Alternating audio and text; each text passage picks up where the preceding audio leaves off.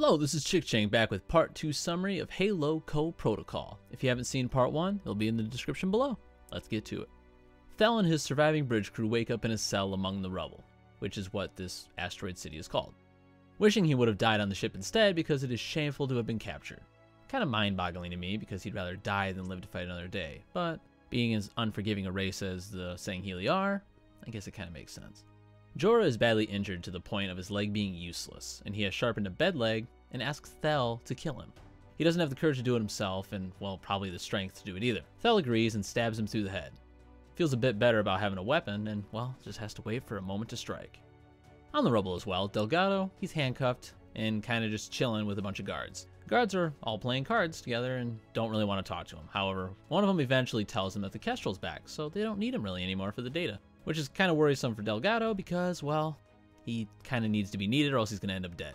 They also know about the Midsummer Night following the Kestrel because there's a traitor on board the ship, unfortunately.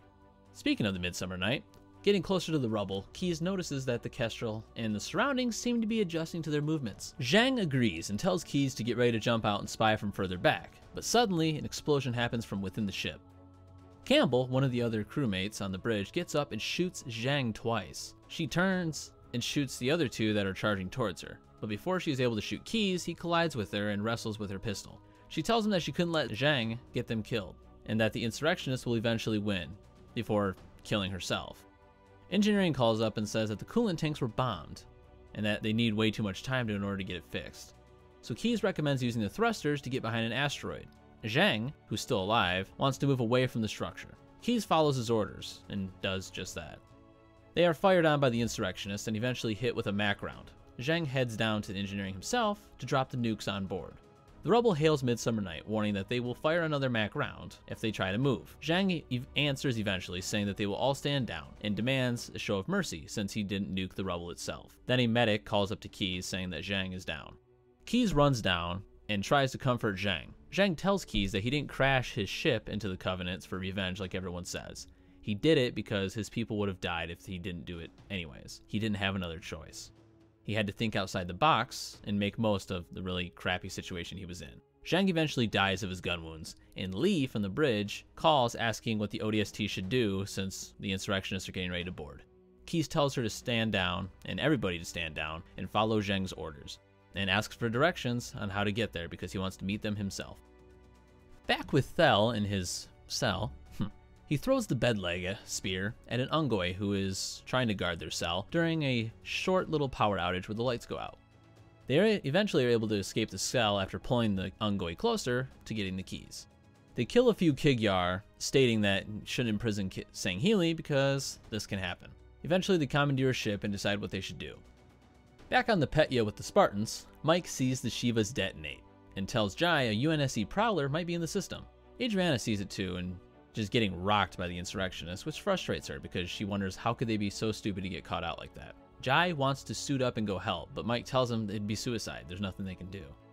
Juliana, the AI, shows up and confirms they can't really do anything, but she can help them. She wants them to help Delgado, since he's in a bit of trouble. She can guarantee the safety of the Midsummer Night crew, because if they want to cause any harm to them, she'll simply stop helping run the rubble. So, you know, she's being helpful again. After Juliana leaves, Mike mentions he saw the Kestrel come back into system, and that's why the UNSC must be here. Jai tells him to take down the Kestrel, and then they will go for Delgado. Thel and his crew take a shuttle to the Kigyar ship, eliminate the Kigyar, and make the Ungoy continue operating the ship for the Sangheili, because they don't really have much of a choice. He tells the Ungoy Deacon he can't go back to High Charity because it would be shameful for him after the events that occurred since he arrived in the rubble.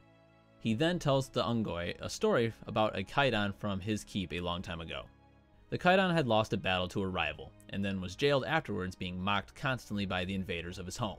He eventually was able to break out through the bars while he became so skinny due to lack of food. He had reached the desert and allied up with other wanderers, creating a new tribe and regaining his strength. After doing so, he was able to return to his keep and kill all the enemies. He then went to the jails and killed all those who refused to kill themselves. The reason he tells the Ungoy the story is to further his reasoning on staying and trying to complete the original mission they were given. After he asks what is going down on Mediset, the Ungoy tells him that it is a paradise for Ungoy, where they can breathe without their tanks and repopulate at will. Both of which don't generally happen, because the Covenant don't care about the Ungoy, so they don't create any habitats for them to breathe. And, well, there's usually restrictions on their repopulation because they bang like bunnies and repopulate just the same. Eventually, after talking with the Deacon, Thel wants to go down and capture the leader here in the system of the Kig-Yar. His name is Reth. They can get more information about what is going on and why the heresy is happening. With their equipment, the Sangheili will have no problem completing their mission. Thel thinks until the Deacon tells them that there are hundreds of thousands of Ungoi down on Mediset. But with the stealth capabilities and the fact that not many Ungoi have breathing tanks and can't really enter the building without them, Thel and his group are easily able to get down to Mediset, capture Reth, and on their way back, Reth tells them that the Prophet of Truth sent him to do what he's doing now. However, since it contradicts what Thel's there for, sent by the Prophet of Regret, he doesn't believe him. And yeah, I'm pretty sure you can see where this is going to end up going. On the rubble, Keyes and his crew are in line to become citizens. Faison asks Keyes if he's really going to just let his crew do just that, and Keyes tells him it's the logical thing to do. Faison grabs Keyes and tells him that he needs to give a speech because they are soldiers, and even in defeat, they have to stay true to what they are. They can't just give up since they were captured and start working with the enemy. That's not how it works. So Keyes does give an awkward speech, but it does the trick, stating that he will not join the citizenship since they are the ones that glass their own worlds. Faison approves of it, and Maria Escoval approaches, same chick that Delgado was talking to. She tells Keyes no more speeches. When Keyes tries to tell her that in the end the Covenant will do what they want with them, Maria seems to think that it's only the UNSC's problem, that somehow they started the war on Harvest, which we already know is not really true at all. It's even stupid to think that it's even a possibility since Harvest wasn't even a military planet, but you know. Keyes then accuses her of conspiring with the enemy, and she grabs him and his bridge crew and has them locked up. Grey Team detonates an EMP bomb on the Kestrel, wiping out everything on the ship, including the nav data.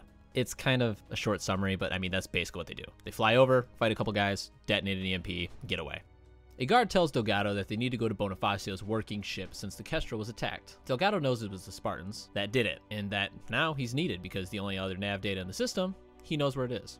They arrive to the council where Diego asks where the data is. Delgado tells him it's safe, but Diego tells him that it has to be moved to the final location, the Exodus Project, which is explained to be a giant hollowed-out asteroid set up with slipspace drives that could escape out of the system if needed, with a max capacity of 1 million civilians. Delgado reveals it to be located on a ship in plain sight. Bonifacio offers to take them to it, and Diego tags along, which is good, I guess. On their way, Bonifacio reveals that the Kig-Yar know about the project, and that it's irresponsible to keep the slipspace drives, since they agreed to trade them to the Kig-Yar. They get to the ship, and Delgado tries to give it to Diego, but Bonifacio points a gun at Delgado and takes it for himself. Bonifacio then shoots Diego and flees off the airlock, removes the alarm so they can't call for help, basically leaving them for dead.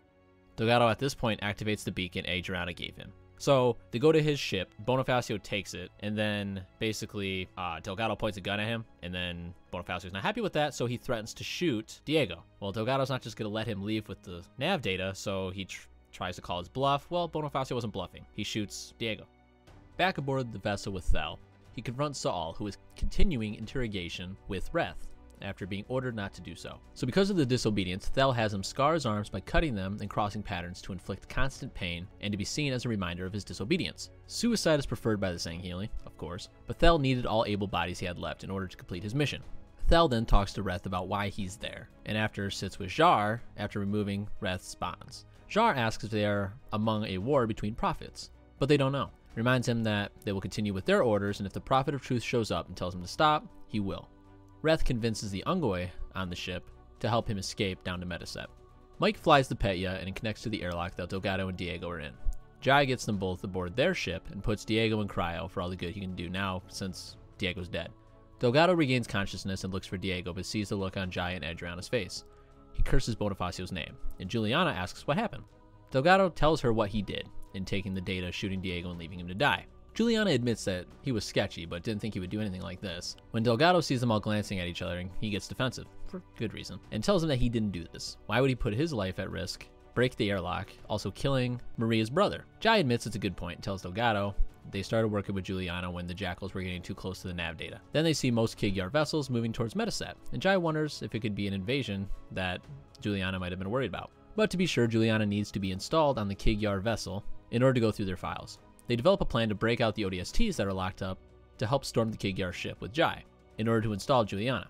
Adriana and Mike will chase after Bonifacio and get the nav data from him. Delgado needs to go and get a ship for them to take into the Kig-Yar vessel when they break everyone out. Back down on Mediset, Reth is sitting among his spoils over the years and is thinking about how it will all be nothing when he finally takes over the rubble as his own. He then tells his advisors around him that it's finally time to put their plans in motion for invading the rubble with his Ungoi army.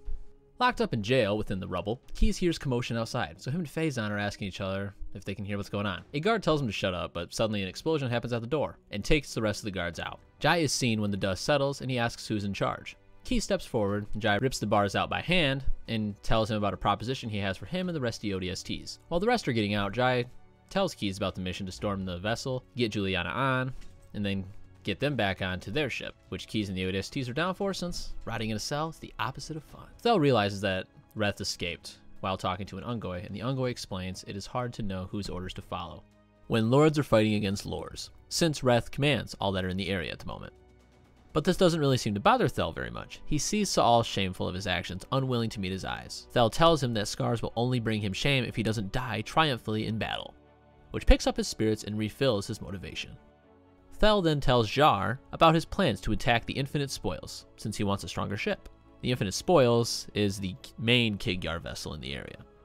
Among the Petya, Adriana and Mike caught up to Bonifacio, and Adriana tells Mike to shoot out the engine so he can't turn around and do the right thing. When he does, Bonifacio hails them and tells him he will report this and blah blah blah blah blah. Adriana eventually boards the ship and is fired upon by 2 guards.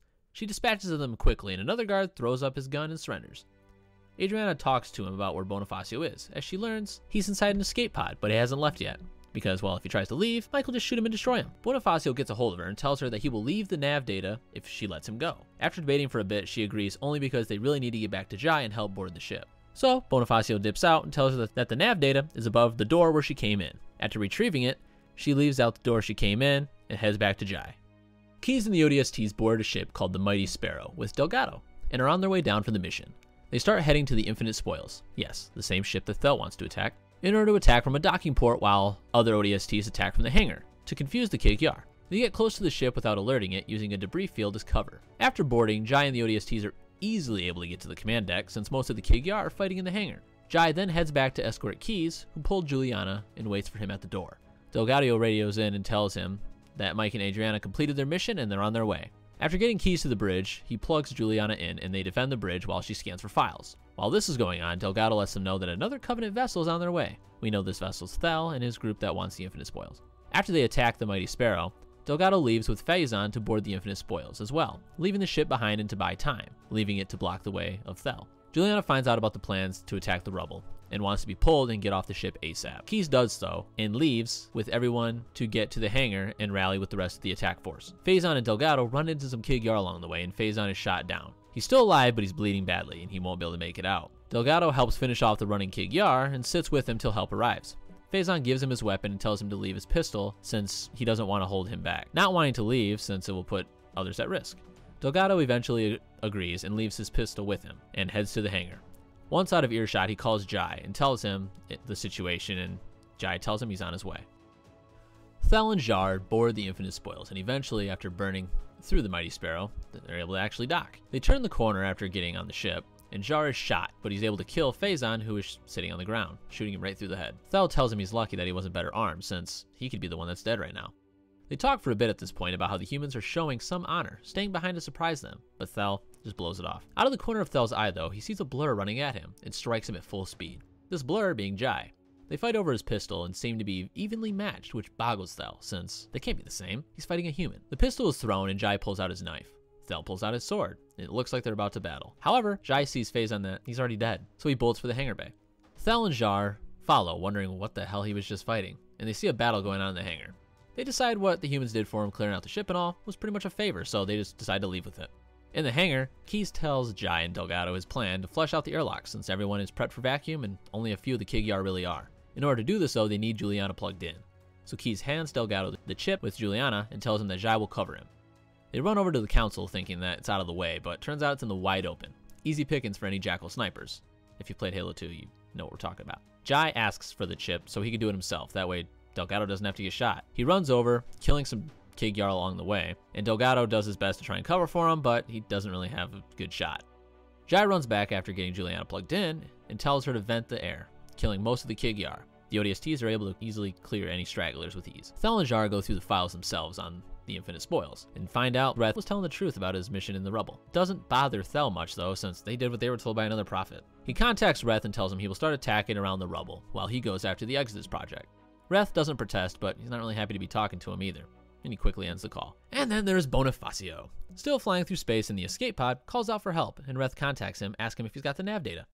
Bonifacio tells him it was stolen from him, but he knows where it is. Bonifacio still thinks that, the Kigi are allies and thinks they'll come to help. He's quickly told otherwise though, that they will not come get him, and they will kill him if they arrive. So he decides to do him a favor and just let him keep flying. Reth heads down to Metaset and preps for the attack, getting all the Ungoi on his ships.